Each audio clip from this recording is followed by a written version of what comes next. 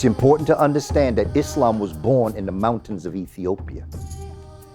And it was brought into Saudi Arabia somewhere in the 600 after the Common Era, AD. And it was Bilal who brought it in and started this structure. It was another Ethiopian by the name of Antara, who was a poet, who gave what I call it the Afrabic language. And I call people Afrabs. Because to be an Arab means you are mixed with African. And so the Afrabic language, based in sprinklings of the Amharic language of Ethiopia, other regional languages of Africa and Ethiopia, languages of African descent that already existed in Yemen and existed in Saudi Arabia, which is an African peninsula. Dr. Clark used to always say, to draw a map of Africa and not include Saudi Arabia is like leaving your arm out of a picture of your body. You must include Saudi Arabia. You must include Madagascar as part of the African experience. Because that's the language. The languages spoken in these areas are African. And so when you have Indo-Europeans coming down, these early people of Indo-European background, they mixed with Africans.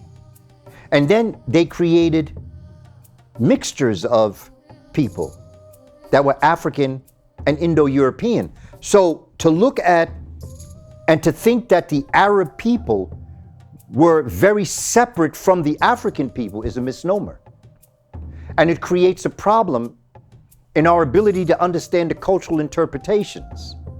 Of course now, the base of the foundations of the educational system, the math, the science, the language, okay, the history of this area is by no doubt African. But there are other people coming in and growing in that culture, growing in that language, bringing their own cultural understandings to what they're grounded in. And so you have this mixture of people. So by the time you have what we call the people going into Spain, and we talk about Arabs, you also have to understand that it is like Nigerians and maybe African Americans coming together to do something, because that's what they look like. They look like a mixture of Africans and Indo-Europeans, just like many African and African diasporian people are a mixture of Europeans and Africans. But they are still African-based because the knowledge base is African. And so the Moors become important to us to understand who the Moors were, because the Moors were the creators of what we call Western civilization. It was the brilliance of a Spanish king named Alfonso, who interpreted the words of Arabic and had the Arabic language translated into Latin. That is based Spanish, French, Italian, the languages that we call Portuguese, all of those are based on Vulgar Latin. Vulgar then was translated and it became Spanish, it became French. And with that came the knowledge that Alfonso had interpreted from the Arabic language, and then that's what's going to permeate the world. Then they're going to create these Treaty of Tordesillas, late 1400s, 1495, 1522. You're going to have this Pope that is going to give half the world to Portugal and half the world to Spain. And the western part of the world is going to be given to Spain, and the eastern part of the world is going to be given to Portugal.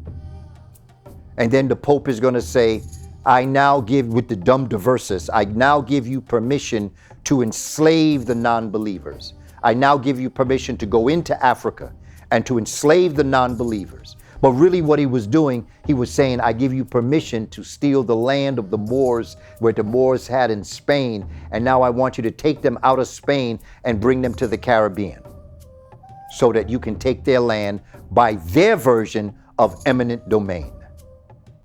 And that's really what's going on here.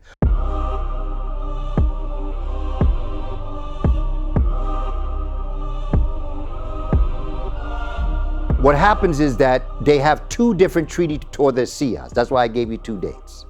The second one pushed the line what's called the line of demarcation, the line that cuts the world in half. They move it more over to the west, which is going to give Portugal, since they got the east, they push it more to the west, which is going to give Portugal. Because remember, Cristobal Colon is married to Portuguese royalty.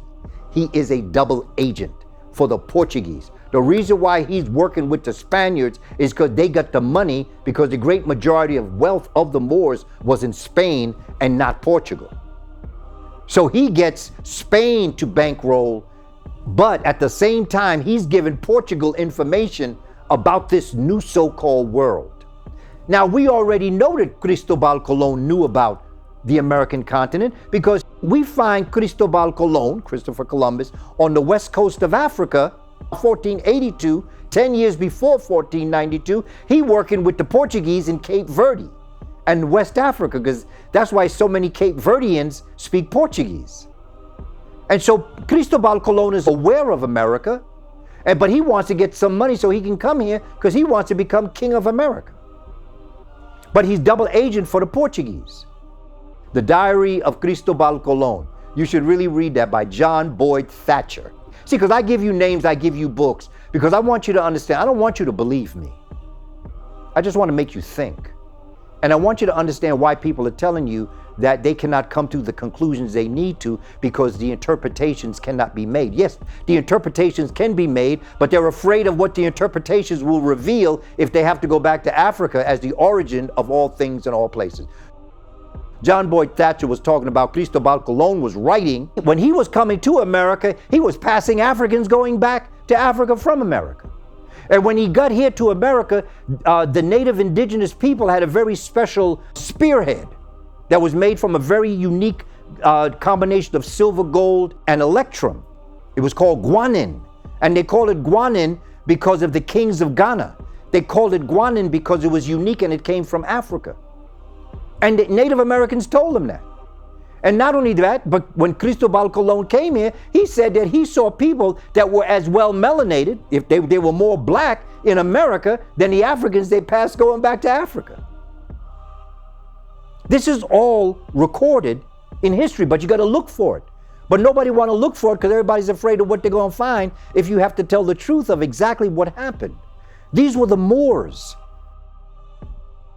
There were many Africans on the boats that came to America. They don't tell you that. They leave this out of the history books to help us understand exactly who the Moors were and what the Moors did and how they came to this part of the world. And it was the Spaniards who were the first ones to come to this part of the world. And it was here that was embedded the legacy of the African tradition from the Moors. As the other countries of Europe, because England got it very upset.